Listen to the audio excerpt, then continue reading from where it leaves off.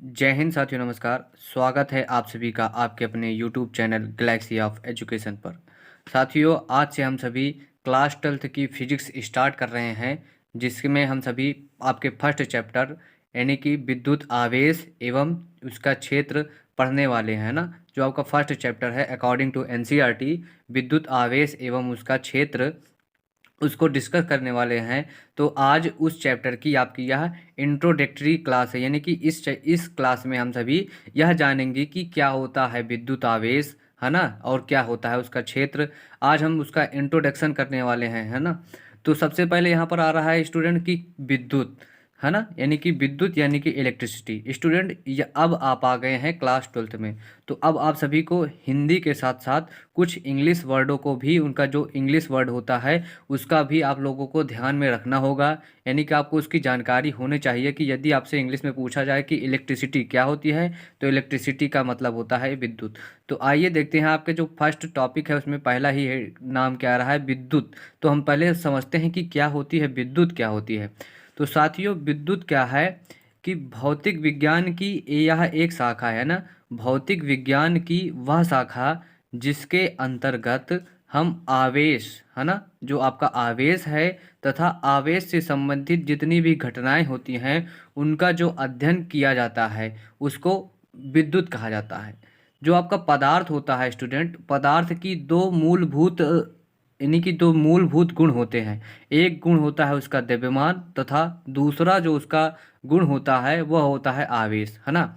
तो जो आवेश वाला गुण है उसका जो भी अध्ययन किया जाता है तथा उससे संबंधित जो भी घटनाएं घटित होती हैं उन सभी का सम्मिलित रूप से जो अध्ययन किया जाता है उसी को आपको विद्युत कहा जाता है। यहाँ पर देखिए इसकी परिभाषा दी गई है कि भौतिक विज्ञान की वह शाखा जिसके अंतर्गत, यानी कि जो आपकी विद्युत है वह शाखा है किसकी, भौतिक विज्ञान की।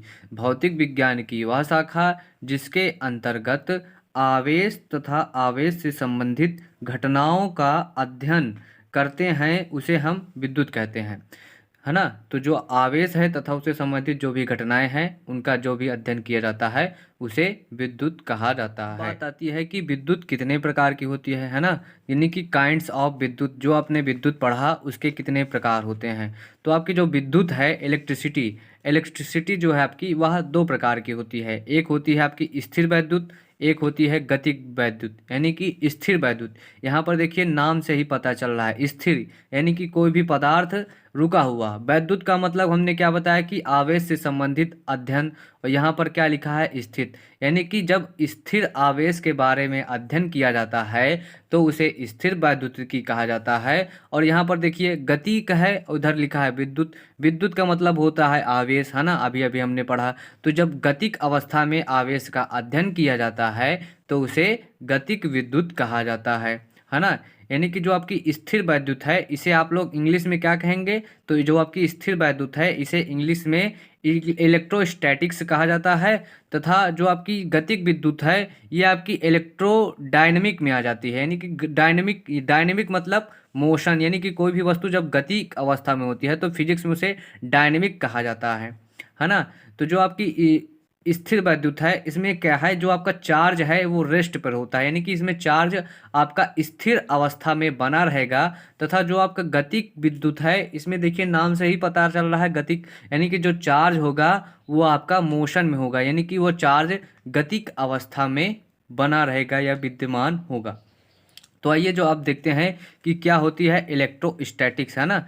जो आपकी इलेक्ट्रोस्टैटिक्स है वह क्या होती है, इलेक्ट्रोस्टैटिक्स, है ना। जो आपकी इलेक्ट्रोस्टैटिक यानी कि स्थिर वैद्युत क्या है, विद्युत की वह शाखा है, यानी जो आपकी इलेक्ट्रोस्टैटिक्स है, जो आपका फर्स्ट पार्ट यानी कि जो फर्स्ट फिजिक्स है आपकी, जो आपकी फर्स्ट फिजिक्स है, जो क्लास 12th की जो फर्स्ट फिजिक्स है, जिसमें आपका जो फर्स्ट चैप्टर है वो किस में लिया गया है, वो लिया गया है आपको इलेक्ट्रोस्टैटिक्स यानी कि स्थिर वैद्युत से वह लिया गया है। तो देखिए स्थिर वैद्युत क्या है कि विद्युत की वह शाखा, यानी कि विद्युत की वह शाखा जिसके अंतर्गत हम स्थिर अवस्था में आवेश तथा आवेश से संबंधित घटनाओं का अध्ययन करते हैं, उसे हम स्थिर विद्युत कहा जाता है। यानी कि विद्युतिकी की ऐसी शाखा जिसके अंतर्गत हम आवेश को स्थिर रखते हैं और उससे संबंधित जितने भी घटनाएं होती हैं या गुण होते हैं उनका अध्ययन किया जाता है। तो इस प्रकार की जो शाखा होगी विद्युत की उसे हम इलेक्ट्रोस्टैटिक्स नाम देते हैं,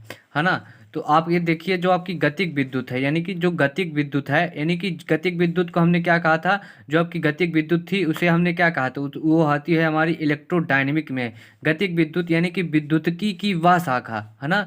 गतिक विद्युत क्या है, जो आपकी गतिक विद्युत है वह विद्युतिकी की एक शाखा है जिसके अंतर्गत हम गति की अवस्था में आवेश तथा आवेश से संबंधित घटनाओं का अध्ययन करते हैं। मतलब जब हमारा चार्ज रुका रहेगा, है ना, एक स्थिर पॉइंट पर वह रुका रहेगा, तब उसे हम क्या कहेंगे, तो इसे हम कहा जाएगा, इसे कहा जाएगा आपका स्थिर विद्युत, है ना, स्थिर विद्युत। जब आपका चार्ज किसी एक पॉइंट पर, मान लीजिए एक पॉइंट है, यदि यह इस पर रुका हुआ है तो यह आपकी होगी स्थिर विद्युत की, है ना।